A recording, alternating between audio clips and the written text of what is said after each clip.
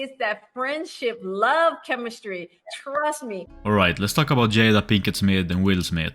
You know how sometimes celebrities say something and then claim it was taken out of context when it really wasn't? It's like they made a little oopsie with their words and then they're like, wait, that's not what I meant. Well, this headline that Jada calls Tupac her soulmate, it's a great example of being taken out of context. We have soulmates, our children can be our soulmates. I think this kind of romanticized idea of like a soulmate. You know, there's all kinds of definitions of soulmate. So let's clear things about Jada and her words. You see, she describes Tupac as her platonic soulmate, but when you read it as a headline that says, love of my life, it can make people think she's saying she would be with Tupac if he were still alive.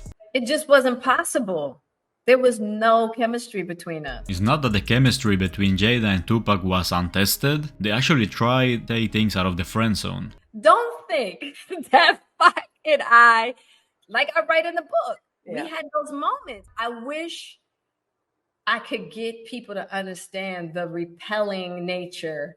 It was almost like God made us that way. It would be very interesting to know how Jada would describe her relationship with Will. Is he another soulmate, a husband, a partner? We are not exactly sure. So when we just say Jada calls Tupac her soulmate, it doesn't capture the full context. Here's the thing, Jada didn't casually blurt this out in an interview and then clarify later. Nope, she actually wrote it in her book. She sat down at the keyboard and thought, how am I going to describe or label my relationship with Tupac? Ah, soulmate, that's it. She knew it was a unique way to use the word, so it's not just a spontaneous slip of the tongue, it's a thoughtful choice. I think this kind of romanticized idea of like a soulmate. People don't just call someone other than their spouse a soulmate. She might have thought it would be a positive thing, but it actually contributes to the poor will narrative she helped create during the Today Show interview.